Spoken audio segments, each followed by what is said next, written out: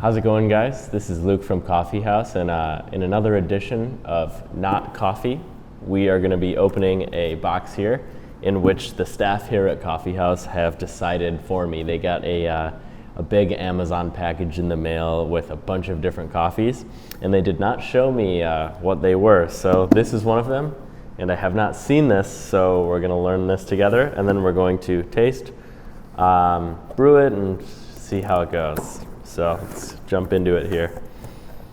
So this is called Rasa, and it is a wellness tonic that you brew like coffee. It is a coffee alternative that provides you with calm energy. However, there is no caffeine in this, which is interesting. So we'll jump into this a little bit, talking about kind of what it says on the back, so you and I can both learn. There's an emoji on the back. There's 3 of them actually, so it's trendy. So calm energy. It says Rasa is packed with herbs used for millennia to nourish vitality and enhance longevity. Fueling your day with original Rasa's sustainable energy is a choice to gently reforge that precious connection between body and mind. Very interesting. So this is 1 tablespoon of Rasa per 8 ounces of water, so pretty standard kind of coffee ratio. So we'll use something a little more metric. And so there's roasted chicory, burdock, and dandelion roots, amongst many other things in here. But I have no idea what this is going to smell like or what this is going to taste like. But maybe you know better than I do, or maybe we're about to both learn at the exact same time. All right, here it goes. Ooh, that is a color. Smells pretty good, actually. I'm kind of like it smells. It smells like herbal tea. It's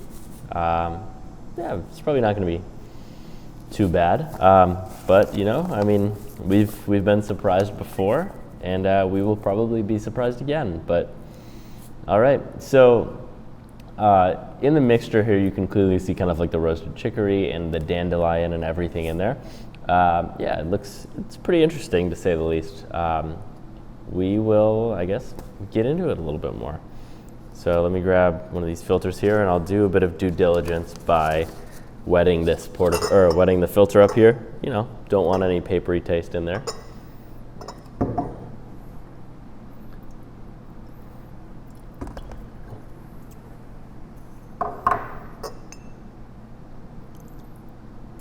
All right, and I'm going to weigh out 15 grams of Rasa, and we're going to hope to get 225 grams of brewed liquid out of it. So let's measure out 15 grams here.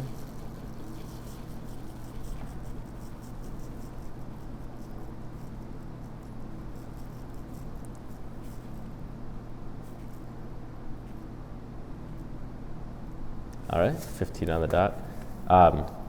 A bit about this, the mixture in here. It looks like things that you really wouldn't want to be ingesting, like via French press, or if you did something like that, you'd really want to make sure you're able to filter it out because of all these little kind of like what I presume to be dandelion leaves or something like that.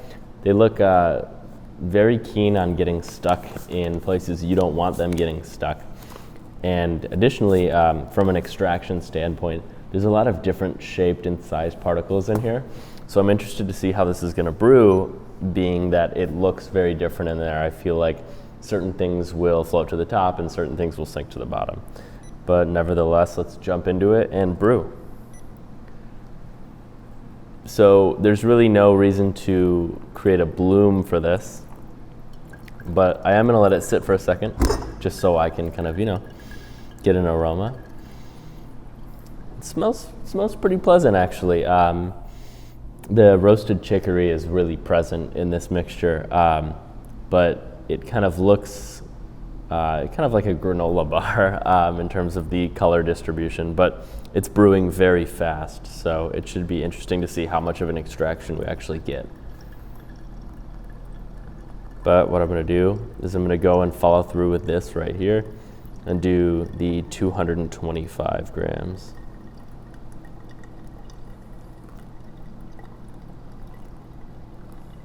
All right, so we're gonna let this run through. You know, it looks like coffee. Which is probably reminiscent of the roasted chicory in there. It's probably brewing in a very similar fashion, but obviously this is quite a bit lighter. This is more of like if you went with a really, really clean extraction of a really, really light roasted coffee. Then again, yeah, you know, it's not an unpleasant aroma or anything like that, but we're gonna learn a lot once we taste it. Right, so we are finished brewing with a brew time of kind of shy of 2 minutes, so it was quite fast. There's kind of like a nice little foam on top, which is not something that you're gonna get out of a coffee. But you know, during all these challenges, I think it's really interesting because there's always the opportunity for me to find something that I might be allergic to. So today is another one of those days, and you'll be able to find out with me. But yeah, I mean, in the cup, it looks very, very similar to coffee. You know, obviously reminiscent of roasted products in there.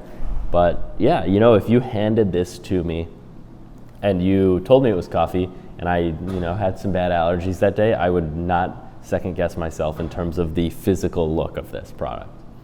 But let's go ahead and try.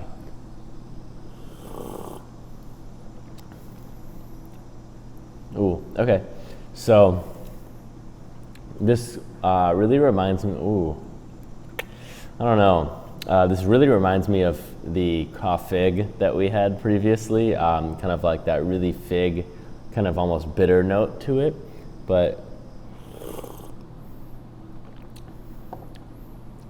it's really, really bitter.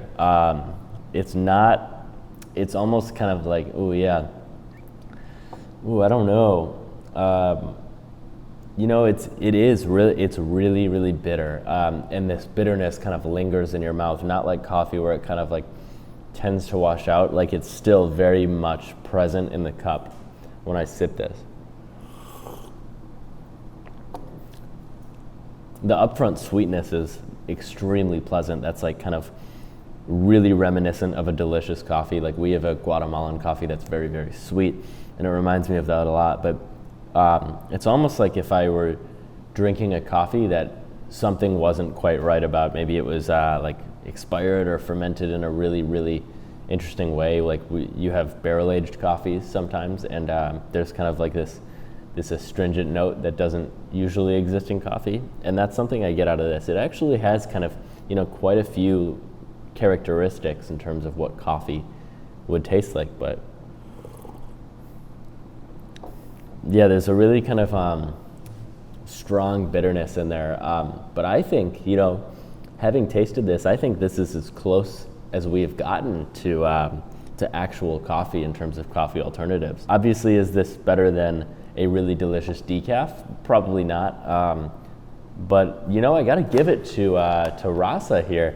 This is a pretty good product. You know, especially if you put a little milk in here or something like that, this could be a great alternative. I gotta say, it's most definitely not coffee, but